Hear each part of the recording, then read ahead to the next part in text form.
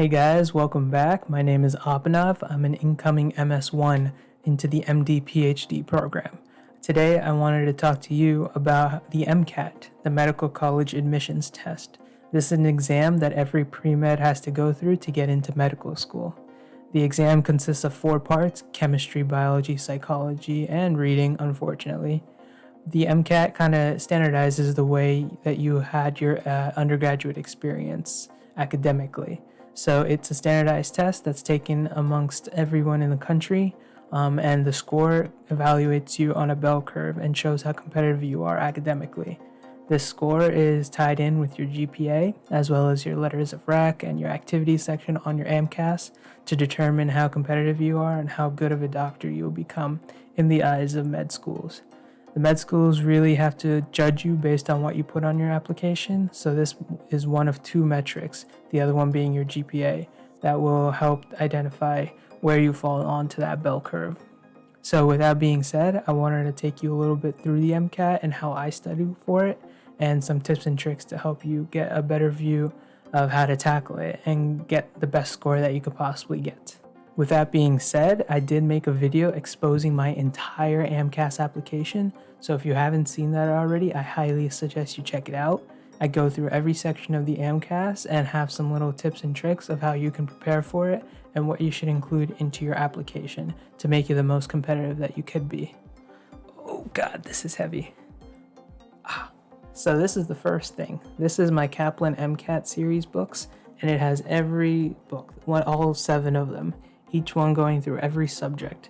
There's physics, math, behavioral sciences, organic chemistry, biochemistry, biology, general chemistry, and then the CARS, which is the reading section, the most dreaded section in my opinion. But I went through this entire set. This entire set took me about a month to get through, and that's with dedicated studying. So you need to be able to dedicate a lot of time into studying for the MCAT if you want to get through all the material. Now, I didn't memorize every single fact in these books because that's just impossible. And if you really do try to memorize every single one of these facts, you'll probably get a highest score you can probably get, 528. But that's not what I'm aiming towards. I aim towards a little above the average, about above 512. And if you haven't seen in my AMCAS application, I did expose my score. So definitely check that out. I got a 515 on my second attempt. So a little bit about how I studied. So first I bought this about 3 months before my scheduled exam date. And I chose the books that I didn't really feel that comfortable with, but weren't the hardest for me. So the hardest subjects for me were reading. So I actually left CARS for a little later. But the mid-tier subjects, which was actually physics and math, were my highest kind of doubtful subjects. I wasn't too comfortable in the high-end physics, especially with light and optics and sound waves and all that. So that's actually where I started. Then I moved on to chemistry, and then organic chemistry, because I do not like to memorize all those organic chemistry reactions. Luckily, the MCAT doesn't have too many of those, so you don't have to worry too much about that. But what I do need to tell you is that biochemistry is a big part of this exam.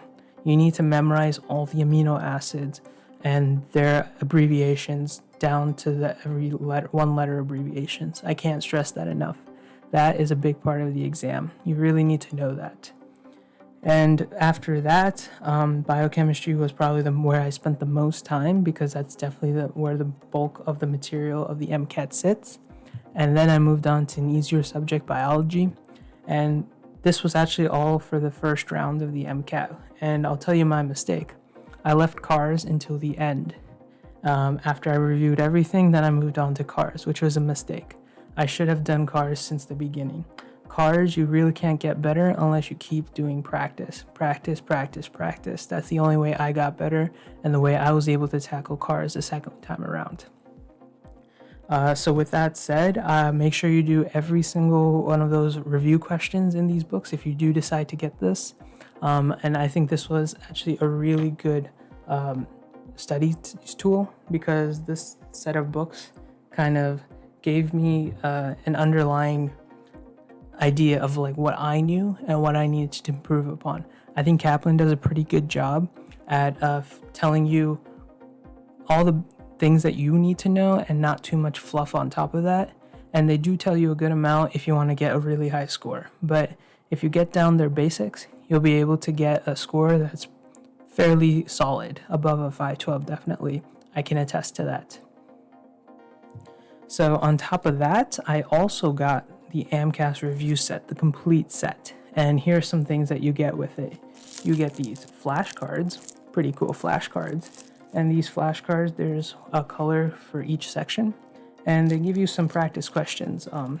I won't show them in detail, but they give you a question like this and then an answer with an explanation on the back. And I thought it was a pretty good tool, but really the questions are only good for maybe one, maybe two passes, because at that point you start memorizing the questions and you can't really use them above that. But they're a good way to give you some extra questions, which with high detail responses and very close to what you would see on the actual MCAT. What they also give you in the complete guide is the official guide to the MCAT exam. And this book was pretty cool, I guess. It explained in detail the MCAT exam, so how much time you get, what's on the exam, the breakdown of the exam. And then they also gave you introductions to the content of the exam, so they actually give you some more questions. And you can use these questions to help study. And they go through every section, so they go through chemistry, physics, math, biology, biochemistry, organic chemistry, all of them.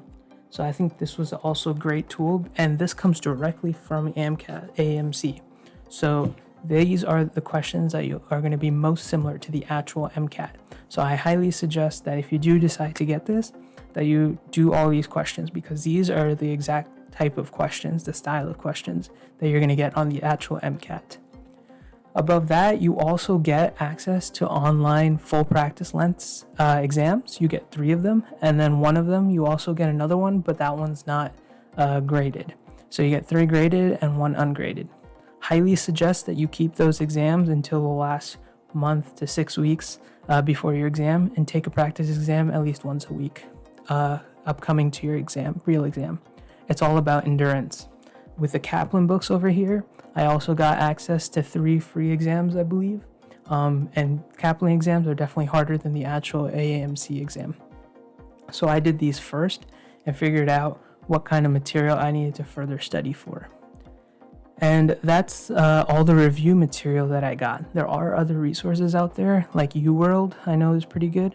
And if you decide to get Princeton Review, that's definitely, if you understand Princeton Review, you're going to get a really high score. And there's also people that decide to take these courses. These courses can cost like $2,000, but if you go through your school, you may be able to get a discount. I've never heard anything really good about these courses, because these courses kind of give you homework and just like go through the material without any sort of reinforcement. And I've heard people like get the books from them and then don't like follow the lectures at all, and then they just self-study at the end anyway. So that's what I really suggest, is just self-study, but that really requires the endurance and the motivation and the discipline to keep going. In terms of timing, I would start studying 3 months before your exam date. I wouldn't really suggest more than that. The reason is because you can get burnt out really easily, just constantly studying. Really, the first month of studying should be just a review of what you know, and the last 2 months should be some hardcore dedicated studying. And this studying should be a full-time job at the end of the last month. I know some people take it during school, but you need to study at least a few hours every day in order to get the knowledge that you need. The exam is definitely no joke. It's a long exam, and you only get a few minutes between each section. So you really need to be able to have that endurance, and the only way is to keep studying and keep taking practice exams. That's your best tool, is those practice exams. Make sure you do them, and if you get any wrong, go through them again and figure out what you did wrong in each question, including cars. That was the hardest section for me to get through, but getting through cars and doing multiple tests and multiple questions every day really helped me get through it. Now that's basically how I study for the exam. There's really nothing else that I did like that. I woke up early on weekend to do practice tests and took it on Saturdays, and then Sundays I reviewed my exam. And other than that, that was pretty standard of what I did. I know a lot of people do different things. They make Anki decks, they make review sheets. The good thing about Kaplan is they provide a little book that I don't have right now that has a lot of like reviewed, summarized topics. And I think that's a good thing to have just to quickly go back and figure out, oh, I remember this, but I don't exactly remember this. So what was it again? Use that a lot for memorizing the amino acids. With that being said, the actual MCAT was not that bad. It usually went into a Pearson testing center, and you basically go in, you put your stuff in a locker, and you go take the exam in a very quiet room. You get these headphones, which are like noise canceling. You also have the option of earbuds. And other than that, you basically take the test. When you have breaks, you raise your hand and you go out. Make sure you leave enough time because there is a security check-in when you go in and out to make sure you didn't like take anything with you into the exam room. So keep that in mind when you take your breaks, and highly suggest you take your breaks. Now that was just a brief overview of how I study for the MCAT. If you want a more detailed video about how I did it, definitely let me know and I can go into more detail. Other than that, that's about it. Have a nice day. Please like and subscribe, and I'll see you next time.